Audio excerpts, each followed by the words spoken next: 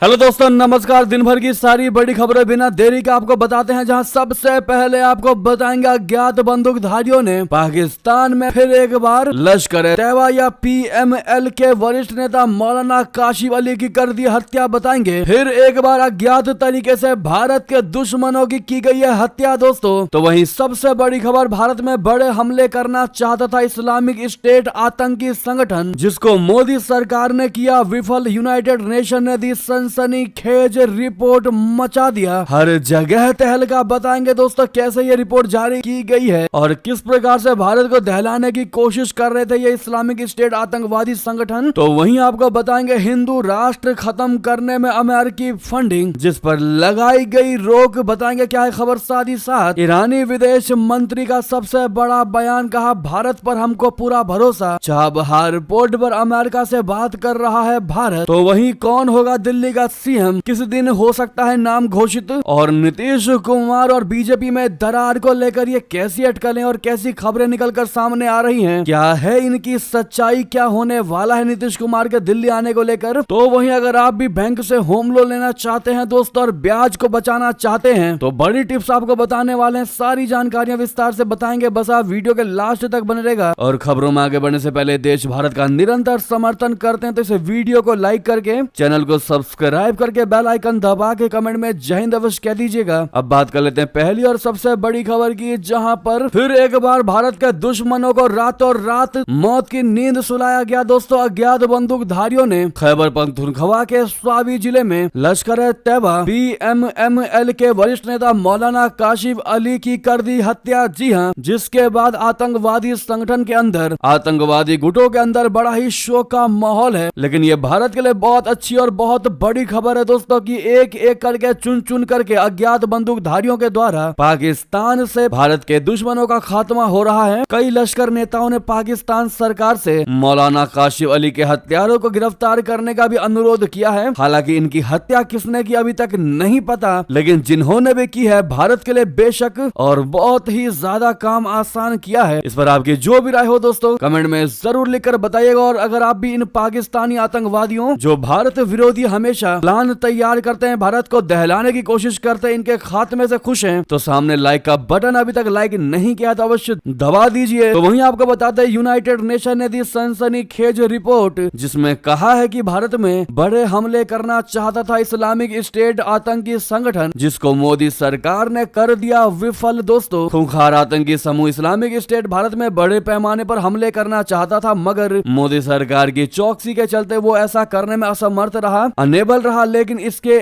आकाओं ने देश में स्थित समर्थकों के माध्यम से लोन एक्टर हमलों को अंजाम देने का प्रयास किया। ये सनसनीखेज रिपोर्ट संयुक्त राष्ट्र ने दी है। लोन एक्टर हमले विचारधारा से प्रेरित हिंसा की घटनाएं होती हैं, जिससे ऐसे व्यक्तियों द्वारा अंजाम दिया जाता है जो संगठित आतंकवादी समूहों का हिस्सा नहीं होते या दूसरों के प्रत्यक्ष आदेशों का पालन नहीं करते हैं। ISIL, दाएश, अलकायदा और संबंध व्यक्तियों और संगठनों के संबंध में विश्लेषणात्मक सहायता एवं प्रतिबंध निगरानी दल की 35वीं रिपोर्ट के मुताबिक ये आतंकवादी समूह और सहयोगी संगठन बाहरी आतंकवाद रोधी दबाव के कारण स्थिति को ध्यान में रखकर साजिशें रच रहे हैं। यूनाइटेड नेशन की रिपोर्ट में कहा गया है कि ISIL भारत में बड़े पैमाने पर हमले करने में असमर्थ रहा। हालांकि इसके आकाओं ने भारत स्थित समर्थकों के माध्यम से लोन एक्टर हमले को भड़काने की कोशिश की है, लेकिन हर तरीके से मोदी सरकार ने इन आतंकवादी संगठनों के मंसूबों को विफल कर दिया, फेल्ड कर दिया। वाकई में दोस्तों यूनाइटेड नेशन की इस सनसनीखेज रिपोर्ट ने पाकिस्तान जैसे भारत के दुश्मन पड़ोसी, जो आतंकवाद का गढ़ है, उसको चौंका कर रख दिया है। जी हां, और इस रिपोर्ट ने भारत की साख दुनिया में बढ़ाकर रख दी है। इंटरनेशनल लेवल पर भारत के दम को और बढ़ा दिया है, क्योंकि भारत लगातार जब भी बड़े बड़े देशों की मीटिंग्स होती है, PM मोदी जी बड़े बड़े नेताओं के साथ मीटिंग करते हैं, तो हमेशा भारत आतंकवाद का मुद्दा उठाता है और दूसरे देशों के प्राइम मेंबर से भी कहता है कि भैया तुम लोग भी आतंकवाद के खात्मे पर ध्यान दो और आतंकवाद का खात्मा करके दुनिया को आतंकवाद से मुक्त बनाओ। और इस रिपोर्ट ने यह दर्शा दिया है कि भारत वाकई में आतंकवाद पर काम कर रहा है, टेररिस्ट को खत्म कर रहा है। यानी कि आप ये कह सकते हैं कि आज के बाद से भारत की और भी ज्यादा बात मानी जाएगी इस मुद्दे पर। जी हां, और यही वजह है कि मोदी गवर्नमेंट में अपना देश अंतरराष्ट्रीय स्तर पर काफी ज्यादा मजबूत हुआ है। दोस्तों आप लोग मानते कि नहीं, बताइएगा जरूर। और इसका सबसे बड़ा श्रेय आप किसको देना चाहेंगे, देखते हैं क्या कहती है हमारी प्रिय ऑडियंस और भारत की जनता। तो वहीं अगली खबर बता दें, नेपाल के सांसद का सबसे बड़ा दावा, हिंदू राष्ट्र को खत्म करने के लिए अमेरिकी फंडिंग दी जा रही थी। दोस्तों, रविवार को नेपाल की प्रतिनिधि सभा में राष्ट्रीय प्रजातंत्र पार्टी के सांसद धवल शमशेर राणा ने नेपाल को संवैधानिक हिंदू राष्ट्र का दर्जा समाप्त कर धर्मनिरपेक्ष राष्ट्र घोषित करने और धर्मांतरण के लिए अमेरिकी फंडिंग की जांच की मांग की है। सांसद राणा ने आरोप लगाया है कि इस प्रक्रिया के लिए अब तक 100 मिलियन अमेरिकी डॉलर खर्च किए गए हैं और इस फंडिंग को लेकर उच्च स्तरीय जांच समिति गठित की जाए। सांसद राणा ने कहा कि नेपाल के संवैधानिक हिंदू राष्ट्र को खत्म करने और धर्मांतरण के लिए अमेरिकी सरकार की ओर से फंडिंग दी गई है और ये फंडिंग नेपाल के कुछ नेताओं को मिली। उनका आरोप था कि इस फंडिंग का उपयोग नेपाल में धर्म परिवर्तन की प्रक्रिया को बढ़ावा देने और हिंदू राष्ट्र की पहचान को कमजोर करने के लिए किया गया। उन्होंने सरकार से अनुरोध किया है कि इस मामले की अब गहन तरीके से जांच होनी चाहिए और इस फंडिंग से जुड़े नेताओं की सच्चाई सामने लाई जाए कि इस फंडिंग का बंटवारा किन नेताओं के बीच में हुई है और जिन भी नेता ने इस फंडिंग को लिया है उससे ये क्लियरली समझ में आ सकता है कि इन्होंने ही हिंदू राष्ट्र नेपाल को बांटने का काम किया होगा। जी हाँ दोस्तों, आपको बता दें, जैसा कि आपको पता है, अभी हाल ही में एलॉन मस्क के नेतृत्व वाली डोज संगठन ने फैसला लिया है और कई देशों की फंडिंग को रोक दिया है, जिसमें नेपाल भी शामिल है। नेपाल को कम से कम 39 मिलियन डॉलर की वित्तीय संघवाद और जैव विविधता संरक्षण की फंडिंग रोक दी गई है, जिसके बाद ये राणा जी ने ऐसा बयान दिया है कि नेपाल को हिंदू राष्ट्र खत्म करने में ये अमेरिकी फंडिंग का यूज किया जा रहा था, जिसकी जांच होनी चाहिए। तो वहीं दोस्तों, हमने कल शाम को ही ये खबर आपको बताई थी, लेकिन भारत को लेकर बताया था, जहां भारत में भी वोटिंग बढ़ाने के लिए 21 मिलियन डॉलर की मदद रोकी गई है, जिसने भारत में भी बड़े सवाल खड़े कर दिए हैं कि आखिर कौन सी संस्था ने इन फंडिंग को एक्सेप्ट किया है कि उनकी पार्टी की वोटिंग गिनती बढ़ाई जाए। बीजेपी पार्टी के नेता अमित मालवीय ने क्लियरली मना किया और बड़े सवाल खड़े कर दिए। उन्होंने एक्स पर लिखा कि 21 मिलियन डॉलर वोटिंग के लिए है क्या? ये भारत के चुनावी प्रक्रिया में बाहरी दखल अंदाजी है। आखिर इससे किसको फायदा हुआ होगा? सत्ताधारी दल को तो बिल्कुल भी नहीं, लेकिन अगर सत्ताधारी दल को नहीं फायदा हुआ तो वो कौन सी पार्टी है जिसको ये फायदा हुआ है? ऐसे में भारत, नेपाल के अलावा कई देशों की मदद बंद कर दी गई है अमेरिका के द्वारा, जिसमें बांग्लादेश, मोजाम्बिक, लाइबेरिया, माली, दक्षिण अफ्रीका, एशिया तक शामिल है। जी हाँ दोस्तों, इस मुद्दे पर अब आपकी क्या राय होने वाली है? कमेंट में लिखकर अवश्य बताइएगा। जिनको नहीं पता उनको बता दें कि डोज एक ऐसा संगठन तैयार किया गया है डोनाल्ड ट्रंप के द्वारा और जिसका मुख्य प्रमुख एलोन मस्क को बनाया गया है ताकि फालतू खर्चों से अमेरिकी सरकार को बचाया जा सके और इसी वजह से ये सारी फंडिंग रोकी गई है। तो दोस्तों, वहीं अगली और बड़ी खबर आपको बताते हैं, जहां चाबहार पोर्ट पर अमेरिका से बात कर रहा है भारत। ईरानी विदेश मंत्री का सबसे बड़ा बयान, कहा हमें दिल्ली पर पूरा भरोसा है। जी हाँ, ईरान के विदेश मंत्री सैयद अब्बास अरागची का कहना है कि अमेरिका और भारत के बीच चाबहार बंदरगाह पर बातचीत चल रही है। उन्होंने ये भी बताया कि यमन में मौत की सजा पाई भारतीय नर्स के मामले में उनकी सरकार कोशिश कर रही है। अब्बास अरागची ने कहा कि भारत हमेशा ही ईरान के लिए अच्छा सहयोगी रहा है। दोनों देशों के बीच ऐतिहासिक रूप से अच्छे संबंध हैं और दोनों ही रिश्ते को बेहतर करने के लिए प्रतिबद्ध है। ईरानी विदेश मंत्री ने मस्कट में इंडियन ओशन कॉन्फ्रेंस के दौरान वायोन के सिद्धांत सिबल से बातचीत में कहा है। ईरान के विदेश मंत्री सैयद अब्बास अरागची ने वायोन से कहा कि ट्रंप प्रशासन से चाबहार बंदरगाह पर छूट को लेकर भारत सरकार अमेरिका के साथ बातचीत कर रही है। अरागची ने कहा, हमारा भारत के साथ 10 साल का समझौता है। कुछ सवाल तीसरे पक्ष की ओर से उठाए गए हैं। भारत इस बारे में अमेरिका के साथ बातचीत में। अरागची ने संकेत दिया कि रणनीतिक रूप से अहम चाबहार बंदरगाह के मामले में ईरान भारत पर भरोसा कर रहा है। वहीं बता दें, दूसरी ओर अमेरिका ईरान में परमाणु समझौता करवाने आगे आया। सऊदी अरबिया मोहम्मद बिन सलमान ने की मध्यस्थता की पेशकश, जिससे भारत को हो सकता है बम्पर फायदा। जी हाँ, अमेरिका और ईरान के बीच परमाणु समझौता करवाने में सऊदी अरब मध्यस्थता के लिए तैयार है। CNN की रिपोर्ट्स में कहा गया है कि सऊदी अरब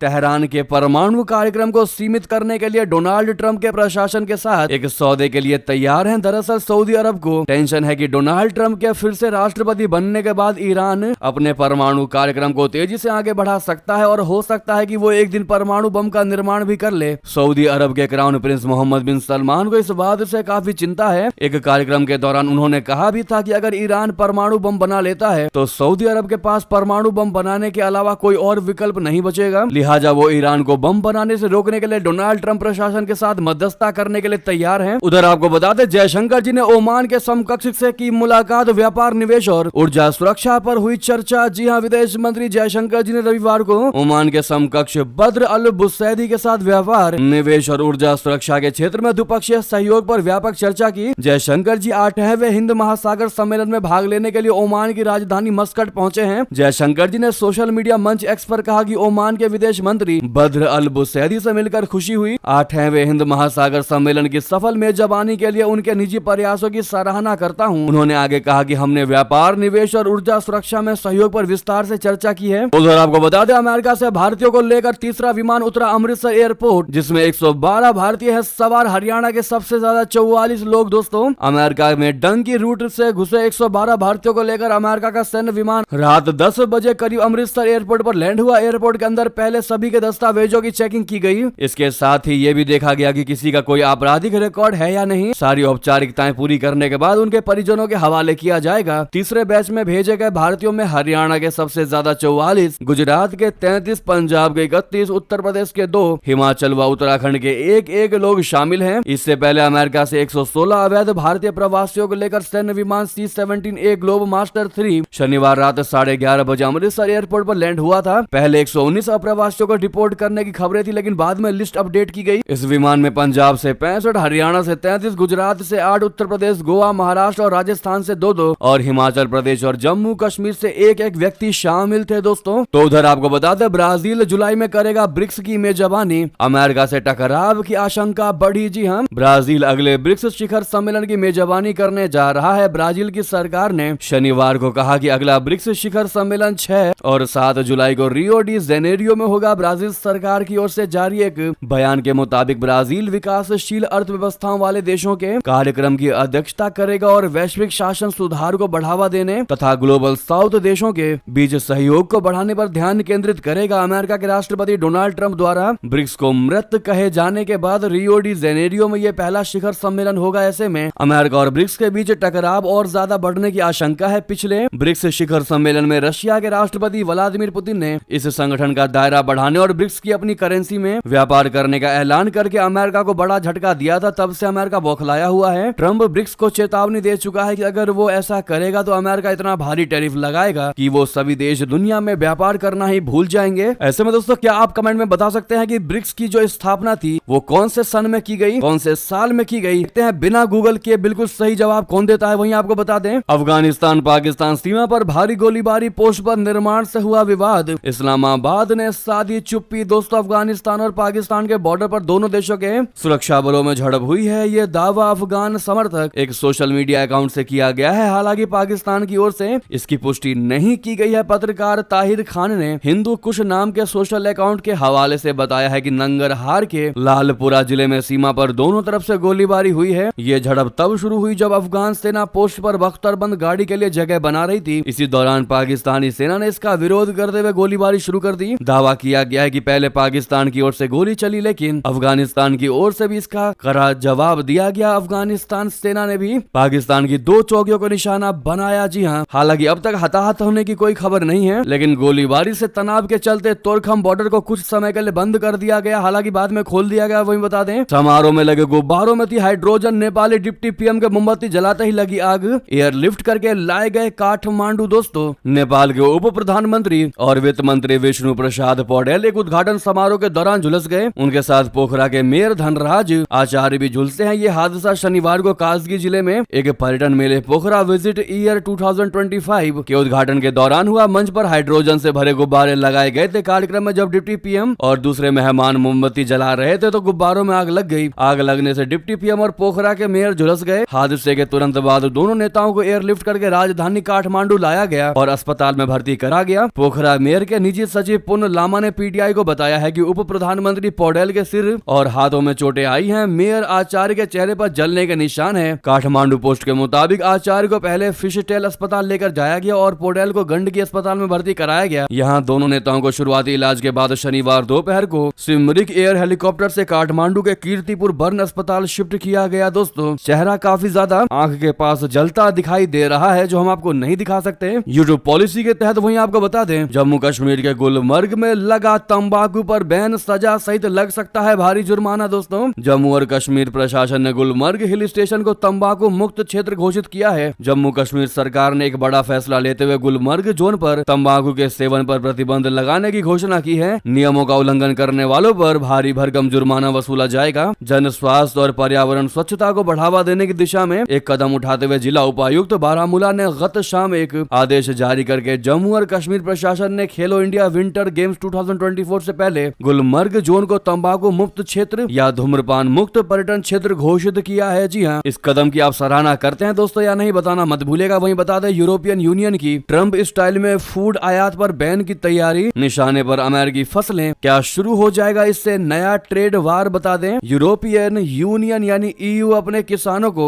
सुरक्षित करने के लिए कई आयातित खाद्य पदार्थों पर रोक लगाने की योजना बना रहा है। ये पदार्थ अलग तरह से बनाए जाते हैं। ये फैसला अमेरिकी राष्ट्रपति डोनाल्ड ट्रंप के हाल ही में लगाए गए व्यापार शुल्क जैसा ही है, यानी ट्रंप स्टाइल के बैन लगाने की तैयारी EU कर रहा है। फाइनेंशियल टाइम्स की रिपोर्ट्स के मुताबिक EU इन खाद्य पदार्थों पर अगले हफ्ते आयात सीमा बढ़ाने का ऐलान कर सकता है। डोनाल्ड ट्रंप के टैरिफ पर लिए गए हालिया फैसलों से व्यापार जगत में तनाव है। ऐसे में EU के फैसले से ये तनातनी और ज्यादा बढ़ सकती है दोस्तों। तो उधर आपको बता दें हरकतों से बाज आता नहीं दिखाई दे रहा चाइना, फिर दिखाई ताइवान को हथियाने का लालसा। 24 विमानों ने मचा दिया पूरे ताइवान में हड़कंप। जी हाँ, चीन की हरकतें जग जाहिर हैं और चीन ने अपनी हरकतों से बता दिया है कि वो बातों का भूत नहीं बल्कि लातों का भूत है। अक्सर अपनी हरकतों की वजह से चीन सुर्खियों में रहता है। ताइवान को हथियाने की लालसा चीन की सालों पुरानी है। समय समय पर चीन अपनी ताकत के बदौलत ताइवान को डराने की कोशिश करता है, ताइवान को रियलाइज करवाने की कोशिश करता है कि कहीं ताइवान शांति से तो नहीं बैठ गया। ताइवान को बार बार ये पता चलना चाहिए कि तुम्हारे ऊपर हमारा हक है। ड्रैगन के फाइटरों ने एक बार फिर से उत्पात मचाया है और ताइवान की सीमा पर घुसकर उसको चुनौती दी है। राष्ट्रीय रक्षा मंत्री के मुताबिक 24 चीनी विमान उसकी सीमा में घुसे थे। एक्स पर एक पोस्ट करते हुए राष्ट्रीय रक्षा मंत्रालय यानी MND ने लिखा कि आज 10:50 से विभिन्न तरह कुल 24 PLA विमानों का पता लगाया गया है, जिनमें से 18 ने ताइवान स्ट्रेट की मध्य रेखा को पार किया और उत्तरी मध्य और दक्षिणी पश्चिमी ADIZ में प्रवेश किया। इसके अलावा 8 पीपुल्स लिबरेशन आर्मी नेवी जहाज और एक आधिकारिक जहाज को सुबह 6 बजे तक इस क्षेत्र में देखा गया। इसके अलावा एक चीनी गुब्बारा भी देखा गया दोस्तों। हालांकि आप लोग ताइवान को लेकर क्या विचार रखते हैं बताना मत भूलिएगा। ताइवान एक अलग राष्ट्र है, ताइवान एक अलग देश है। अगर आप मानते हैं तो कमेंट में जरूर लिखिएगा। वहीं बता दें बेंजामिन नेतन्याहू से मिलकर अमेरिकी विदेश मंत्री ने दिखाए तेवर, कहा हमास का सफाया करना बेहद जरूरी है। क्या फिर एक बार गाजा युद्ध विराम संकट में आ चुका है। बता दें अमेरिकी विदेश मंत्री मार्को रूबियो ने कहा है कि गाजा से हमास को पूरी तरह से खत्म किया जाना चाहिए। रूबियो ने रविवार को अपने इजराइल दौरे के दौरान ये बातें कही। रूबियो ने इजरायली प्रधानमंत्री बेंजामिन नेतन्याहू से मुलाकात के बाद कहा कि गाजा में हमास की किसी भी तरह की उपस्थिति ठीक नहीं है। इस गुट का पूरी तरह से सफाया होना ही चाहिए। अमेरिकी मंत्री का यह बयान ऐसे समय में आया है जब गाजा में हमास और इजराइल के बीच युद्ध विराम चल रहा है और दोनों पक्ष कैदियों की अदला बदली कर रहे हैं। हालांकि बीते कुछ दिनों में युद्ध विराम पर कई बार खतरा आता दिखाई दिया है। रूबियो के बयान से गाजा में युद्ध विराम पर नया संकट खड़ा हो सकता है दोस्तों। वहीं बता दें दिल्ली CM पर सस्पेंस बरकरार। आज होने वाली विधायक दल की मीटिंग टल गई दोस्तों। दिल्ली का मुख्यमंत्री कौन होगा इस पर अभी भी सस्पेंस बरकरार है। पहले बताया जा रहा था कि सोमवार यानी आज 17 फरवरी को भारतीय जनता पार्टी की विधायक दल की बैठक होनी थी। इसमें नए मुख्यमंत्री के नाम पर फाइनल मुहर लगनी थी, लेकिन देर रात ये जानकारी आई है कि सोमवार को होने वाली ये मीटिंग अब टल गई है। सूत्रों के मुताबिक दिल्ली में अब 19 या 20 फरवरी को शपथ ग्रहण हो सकता है। पहले जानकारी मिली थी कि दिल्ली के अगले CM का शपथ ग्रहण समारोह 18 फरवरी को रामलीला मैदान में होगा, लेकिन फिलहाल इस पर भी सस्पेंस जारी है। बताया जा रहा है कि बीजेपी के 48 में से 15 विधायकों के नाम छांटे गए हैं। उसमें से 9 नाम शॉर्ट लिस्ट किए जाएंगे। इन्हीं में से मुख्यमंत्री, मंत्री और स्पीकर का नाम तय किया जाएगा। रेखा गुप्ता, प्रवेश वर्मा, मोहन सिंह बिष्ट, विजेंद्र गुप्ता, सतीश उपाध्याय, आशीष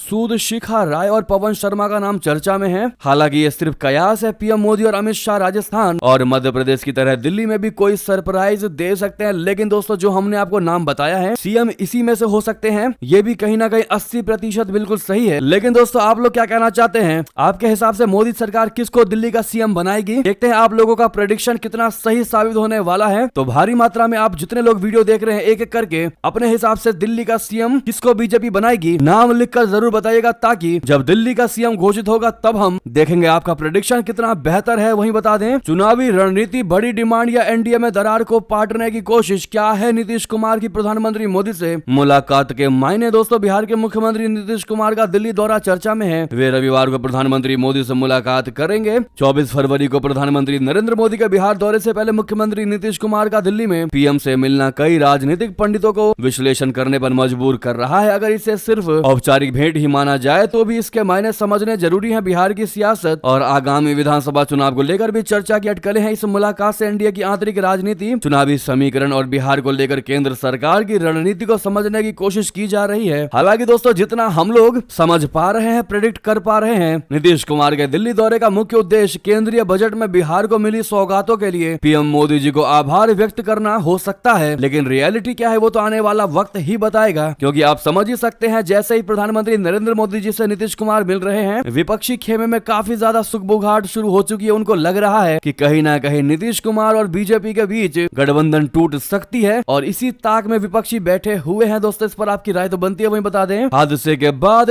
टूटी नींद रेलवे ने प्रयागराज जाने वाली ट्रेनों के लिए सेट कर दिया प्लेटफॉर्म नंबर 16। एंट्री सिर्फ अजमेरी गेट से ही होगी। दोस्तों, जिनको नहीं पता उनको बड़ी खबर बता दें, नई दिल्ली रेलवे स्टेशन पर भगदड़ की घटना के एक दिन बाद उत्तरी रेलवे ने भविष्य में ऐसी घटनाओं को रोकने के लिए कई उपाय किए हैं। रेल मंत्रालय ने घोषणा की है कि प्रयागराज की तरफ जाने वाली सभी विशेष ट्रेनें अब प्लेटफॉर्म नंबर 16 से ही चलाई जाएंगी। इसके लिए यात्रियों को अजमेरी गेट की तरफ से स्टेशन में प्रवेश और निकास करना होगा। भगदड़ में कम से कम 18 लोगों की मौत हो गई और 1 दर्जन से अधिक लोग घायल हो गए। मंत्रालय द्वारा जारी एक प्रेस बयान में बताया गया है कि यह निर्णय लिया गया है कि प्रयागराज की ओर जाने वाली सभी विशेष ट्रेनें प्लेटफॉर्म नंबर 16 से चलाई जाएंगी। इसीलिए प्रयागराज जाने के इच्छुक सभी यात्री नई दिल्ली रेलवे स्टेशन के अजमेरी गेट की तरफ से आएंगे और जाएंगे। तो वहीं दोस्तों बता दें, महाकुंभ में माघ के प्रमुख स्नानों जैसा रेला जिलों से भेजे गए IAS की तैनाती 27 तक बढ़ाई गई। इनकी तैनाती दोस्तों महाकुंभ में माघी पूर्णिमा के बाद भी स्नान के लिए लोगों का रेला लगातार आ रहा है। माघ के प्रमुख स्नानों जैसी भीड़ अब हर दिन नजर आ रही है। ऐसे में मेला प्रशासन लगातार नए नए प्लान पर काम कर रहा है। अलग अलग जिलों से मेला क्षेत्र में संबंध किए गए अफसरों की तैनाती भी बढ़ा दी गई है। ज्यादातर अफसरों को 15 फरवरी तक के लिए यहाँ भेजा गया था। अभी अफसर 27 फरवरी तक यहाँ तैनात रहेंगे। इस बाबत प्रमुख सचिव की तरफ से आदेश जारी हो गया है। वहीं क्या आप भी होम लोन लेना चाह रहे हैं, वो भी कम इंटरेस्ट पर, तो आपको बता दे दोस्तों, जिन्हें जानकारी नहीं होती उनके लिए हम जानकारी लेकर आए हैं। जहाँ पर हर घर खरीदने का सपना हर किसी का होता है, लेकिन होम लोन का भारी ब्याज और बैंकों को बार बार चक्कर काटने से बचने के लिए कई बार लोग इसे टालते रहते हैं। अगर आप भी चाहते हैं कि बैंक खुद आपको कम ब्याज पर लोन ऑफर करे, तो आपको सिर्फ एक छोटा सा काम करना होगा, और वो है अपना क्रेडिट स्कोर को बेहतर करना। दरअसल बैंक उन्हीं ग्राहकों को कम ब्याज पर लोन देते हैं जिनका क्रेडिट स्कोर अच्छा होता है, क्योंकि वे समय पर लोन चुकाने में सक्षम माने जाते हैं। जिनका क्रेडिट स्कोर कम होता है उन्हें ज्यादा ब्याज दर चुकानी पड़ती है, क्योंकि बैंक को लगता है कि यहाँ उसका पैसा फंस सकता है। अगर आप नए साल में सपनों का घर खरीदना चाहते हैं, तो लोन के कागजात फाइनल करने से पहले अपना क्रेडिट स्कोर जरूर चेक करें। बैंक और हाउसिंग फाइनेंस कंपनियां लोन देने से पहले आपका क्रेडिट स्कोर जरूर चेक करती है। जिनका स्कोर अच्छा होता है उन्हें सबसे कम ब्याज दर और आसान शर्तों पर लोन मिल जाता है। जी हाँ, बाकी इन्फॉर्मेशन आप स्क्रीन पर देख ही पा रहे हैं। बहरहाल ये थी की सारी बड़ी खबरें। आपको खबर कैसी लगी अवश्य बताएगा। साथ ही साथ इस वीडियो को लाइक करके चैनल को सब्सक्राइब करके बेल आइकन दबा के कमेंट में जय हिंद अवश्य कह दीजिएगा। तो मिलते हैं आप अगली बड़ी खबर में। दोस्तों, यहाँ तक बने रहने के लिए आप सभी का बहुत बहुत धन्यवाद। जय हिंद, जय भारत।